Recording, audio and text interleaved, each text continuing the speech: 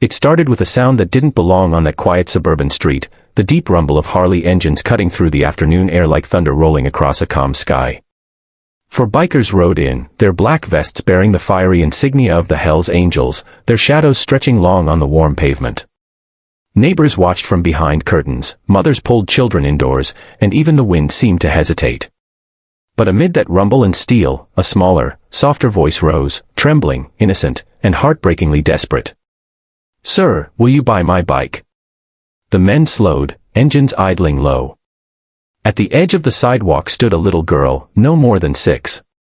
Her hair was light and messy, her dress too neat for how worn her shoes looked. A pink bicycle with a white basket stood beside her, and in her hands, she clutched a cardboard sign that said, "For sale." The smallest biker, or maybe the kindest, stopped his engine and climbed off. The others followed, heavy boots thudding on the pavement. He knelt before the child, the chrome of his bike glinting behind her like a mirror to a cruel world. Her name was Mira, and her eyes held something that shouldn't exist in a child's face, exhaustion. Behind her, under a tree in the distance, an older woman sat slumped against the trunk, wrapped in a blanket, pale and thin. The biker's throat tightened as Mira spoke again, clutching her sign a little tighter. "Please, sir. Mommy hasn't eaten in 2 days. If you believe in kindness, in second chances, in standing up when the world turns away, please, take a moment to like, comment, share, and subscribe to Kindness Corner." Stories like this one remind us that compassion can still change everything. The biker's name was Ryder. His brothers called him Wolf, but the nickname never really fit. Beneath the tattoos and leather was a man who had lost more than most people could imagine, a father who'd walked away, a son who never came home, and a faith in the world that he thought was long gone. But that day, kneeling on that hot pavement, he felt something stir again. He asked her softly what she meant, and between halting breaths and tiny tears, Mira told him everything. Her mother, Clara, had worked at a local catering company owned by a man everyone in town respected, Mr. Hensley, the CEO who smiled on magazine covers and donated to charities for the cameras. When the company downsized, Clara was among those fired. She pleaded with him, begged to keep her job just a few weeks longer so she could feed her daughter. But Hensley didn't care. He said she was replaceable. Since then, Clara had been too weak to find new work. The bills piled up, the fridge emptied, and pride kept her from asking for help.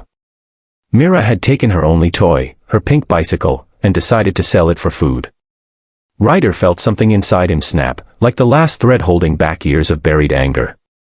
His brothers, Tank, Viper, and Mason, had seen that look before. Without a word, they nodded. It wasn't pity they felt. It was rage, the kind born from seeing innocence crushed by greed. Ryder reached into his vest, pulled out his wallet, and placed a wad of bills in the little girl's trembling hand. "Keep the bike, kiddo," he murmured, his voice low, rough with emotion. But this wasn't the end, not for him. He couldn't just ride away knowing some powerful man had stripped everything from a woman and her child. He told Mira to stay with her mother, promised he'd come back soon, and then the engines roared to life again. The Hells Angels weren't saints, but they had their own kind of justice. They didn't use guns or violence that day. What they used was truth. They tracked Hensley's office, a tall glass building that gleamed in the sunlight, a monument to arrogance. The 4 men walked in like thunder after lightning, boots echoing against marble floors. The receptionist froze. Ryder's eyes found Hensley's through the glass wall of his office, the kind of man with a gold watch, a fake smile, and hands that had never worked an honest day in years. "What is this?" Hensley scoffed as they entered. But Ryder didn't shout. He placed the for sale sign on the CEO's pristine desk, the same cardboard Mira had held. "That," he said quietly, "is what your greed cost." For the first time, the polished businessman looked shaken. Ryder told him about the little girl, the mother starving under a tree, and the bicycle worth more in love than all his cars combined. Hensley tried to defend himself, mumbling about business and layoffs. But his excuses died when he saw the fury in those men's eyes, not criminal rage, but moral fire. They didn't hurt him. They didn't have to. Instead, Ryder leaned close and said, "You don't get to buy forgiveness. But you do get a chance to do what's right."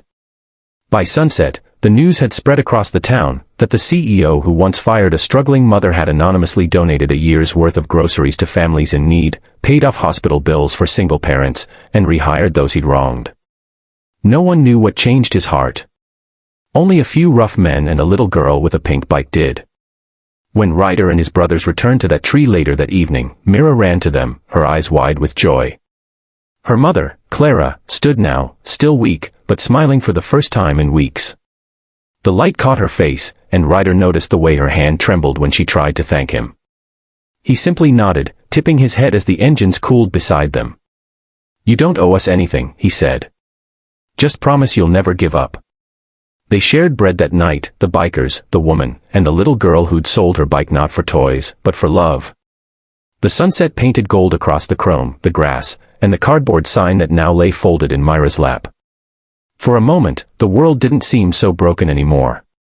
If this story has touched your heart, if it reminded you that compassion can come from the most unexpected places, please take a second to like, share, comment, and subscribe to Kindness Corner. Every click helps stories of real kindness reach those who need hope the most. And before we end, tell us in the comments below, what would you have done if you were in Ryder's place?